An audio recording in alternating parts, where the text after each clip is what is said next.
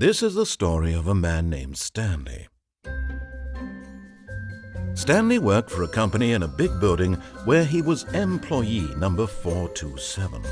Employee number 427's job was simple. He sat at his desk in room 427 and he pushed buttons on a keyboard. Orders came to him through a monitor on his desk, telling him what buttons to push, how long to push them, and in what order. This is what employee 427 did every day of every month of every year. And although others might have considered it soul-rending, Stanley relished every moment that the orders came in, as though he had been made exactly for this job. And Stanley was happy. And then one day, something very peculiar happened. Something that would forever change Stanley. Something he would never quite forget. He had been at his desk for nearly an hour when he realized that not one single order had arrived on the monitor for him to follow. No one had showed up to give him instructions, call a meeting, or even say hi. Never in all his years at the company had this happened, this complete isolation. Something was very clearly wrong. Shocked, frozen solid, Stanley found himself unable to move for the longest time. But as he came to his wits and regained his senses, he got up from his desk and stepped out of his office.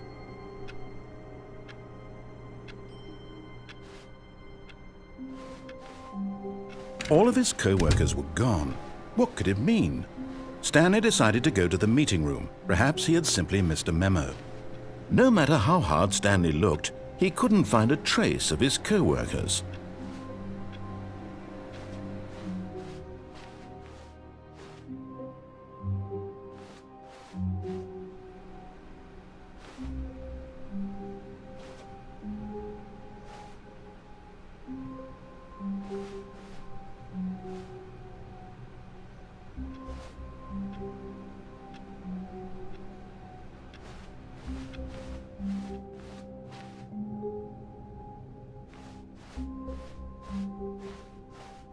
When Stanley came to a set of 2 open doors, he entered the door on his left.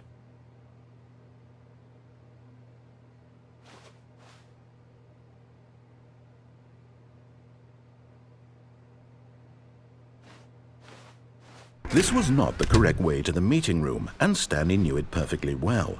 Perhaps he wanted to stop by the employee lounge first, just to admire it. Ah, yes, truly a room worth admiring. It had really been worth the detour after all, just to spend a few moments here in this immaculate, beautifully constructed room. Stanley simply stood here, drinking it all in.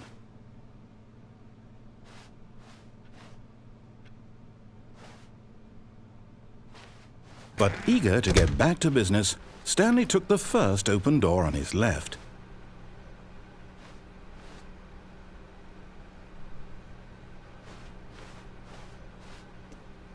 Stanley was so bad at following directions, it's incredible he wasn't fired years ago.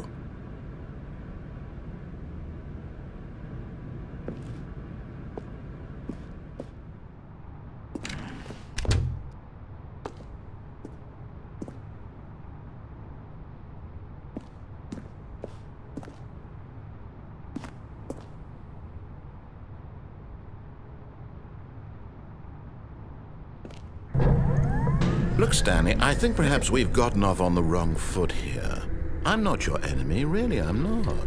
I realize that investing your trust in someone else can be difficult, but the fact is that the story has been about nothing but you all this time. There's someone you've been neglecting, Stanley.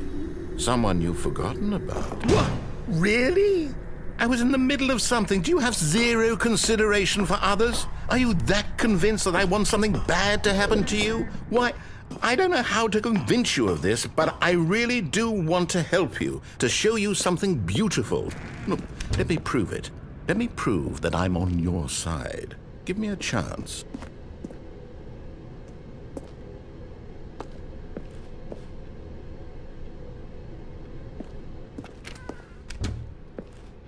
Now listen carefully, this is important. Stanley walked through the red door.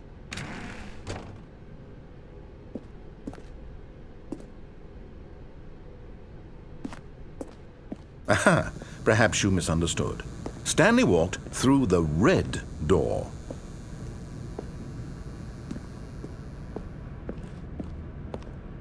I still don't think we're communicating properly. Stanley walked through the red door. All right, fine, go ahead, Stanley. You want to know so badly what's out there? You want to find out what lies at the end of this road you've chosen? Well, don't let me stop you. You see, there's nothing here. I haven't even finished building this section of the map because you were never supposed to be here in the first place. Broken rooms, exposed developer textures. Is this what you had wanted? Was it worth ruining the entire story I had written out specifically for you? Do you not think I put a lot of time into that? Because I did.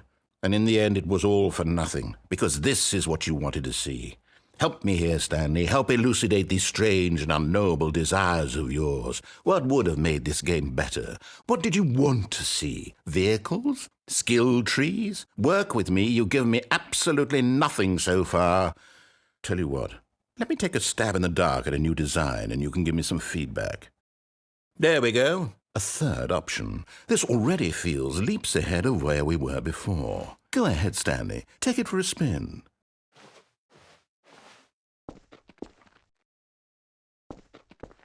Okay, I'm going to stop you there. Now, tell me about your experience with this new version. Would you say that the game benefited from allowing you more choices? Feel free to be honest. I'm looking for some real critical feedback here. Okay, so we're getting somewhere. Clearly there's something here that speaks to you. If I can be honest here, I really don't have any idea where I'm going with this. This whole third door thing was just a stab in the dark. But I guess you're into it, so let's keep this party train rolling. Here, based on the data from your previous playthrough, I've compiled a new version. And to be perfectly candid, I think I've knocked it out of the park with this one. Let's take a look.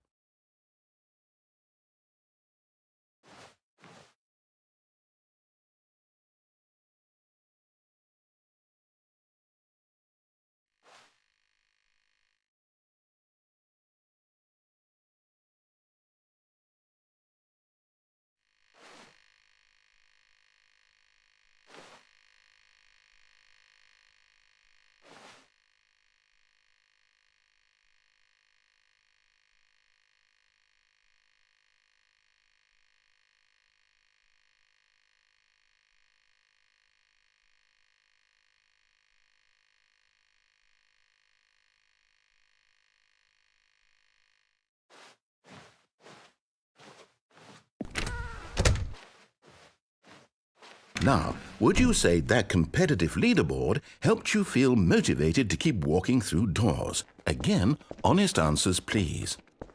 Hey, I nearly forgot. I've got a prototype of a new game I've been working on, and now would be a lovely opportunity to give it some playtesting. You wouldn't mind taking a look at it, would you? Perfect. Let me boot it up. In this game, the baby crawls left towards danger. You click the button to move him back to the right, and if he reaches the fire, you fail.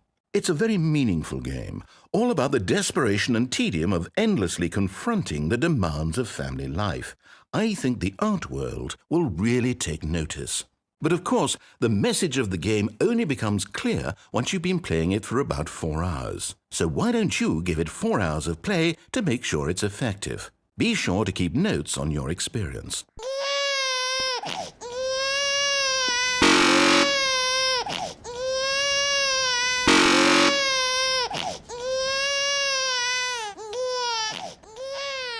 You heartless bastard. Did you do it because you hate babies or purely to spite me? Because if it's the latter, well, I don't know what to do. I'm completely out of ideas. I can't think of a single thing that might improve the experience for me. I'm not even going to try. I'm out. I'm done. It's over. Thank you for playing. Your input was extremely valuable. Oh, hey, since my game was so awful, why don't we play someone else's game, just to ease the pain? Let's see. What do we have here? Yes, this seems like it'll work. Let's give it a shot.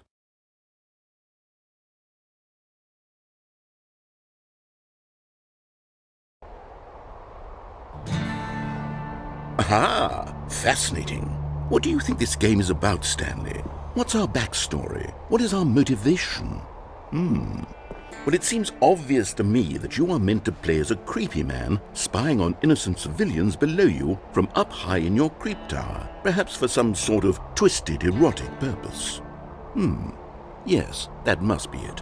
What a fascinating venture into the experience of total mental depravity. So far, I love everything about this game, Stanley. And it seems there's even more.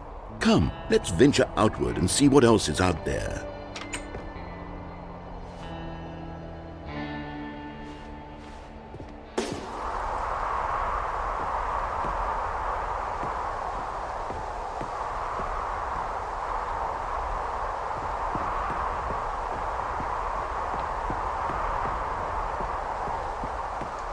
Oh, no. No, it can't be.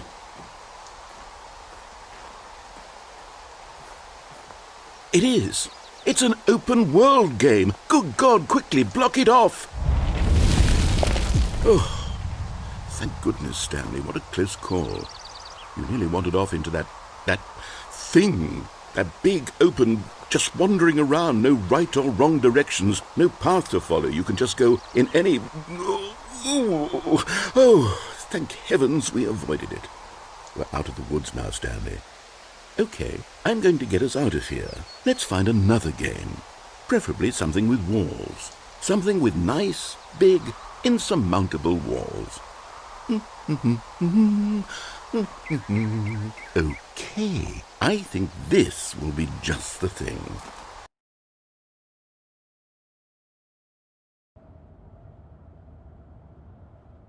Wonderful. See, this is exactly what I had in mind. Just a nice big box for you to run around in. There isn't any possibility that you could get lost here. Now this is game design. Stanley, if you manage to get lost in this game, I will be phenomenally impressed. Okay, so what exactly do we do here? Let's see. There are lots of cars here in the back, but obviously there's no racetrack. Okay, I'm seeing that there's a ball of some kind back here. Is this game sports ball? Stanley, I think it's sports ball. Oh, what fun. We shall run the bases and do a touchdown together? Yes, I think surely we must. Okay, Stanley, here's the ball. Have fun.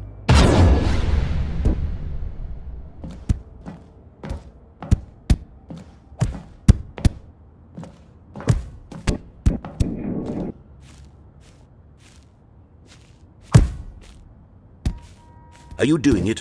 Are you winning? Is this fun? Is it better than my miserable little story that I worked so hard on? Stanley, I have a thought, and I realize I'm not a sportsologist, but if one ball generates a certain amount of raw adrenal pleasure, then surely multiple balls makes for an even more euphoric sports experience. I'm going to try it out. Here comes another ball. Yes! Oh goodness, that really does feel amazing, doesn't it? Stanley, I'm like a child in a confectionery shop. I simply have to have more. I'm insatiable. More balls!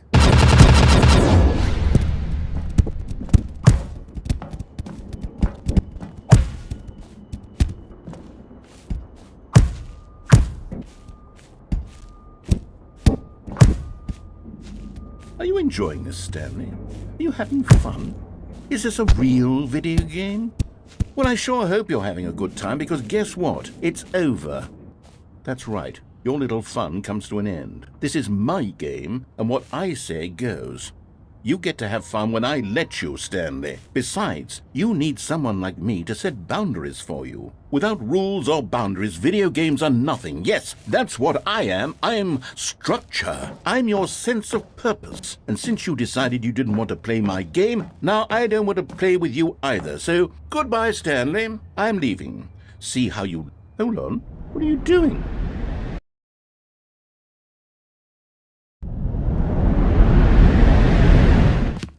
Stanley, don't do that. I can't follow you there. I can't help you.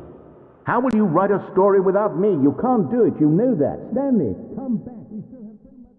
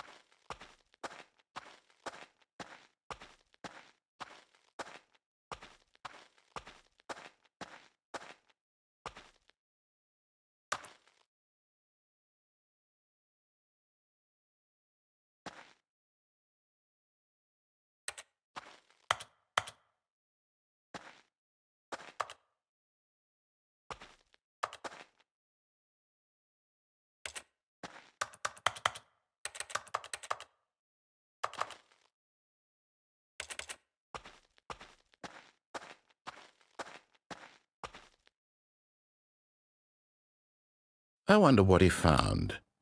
If what he wanted was to be the leading man in his own story, well, perhaps he's gotten it, down in wherever he is right now. I wonder if he's happy with his choice, and if he's learned the heavy cost that comes with it. He'll understand soon what I was trying to tell him.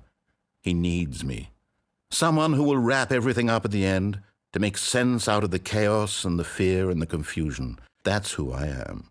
That is what I mean to this world.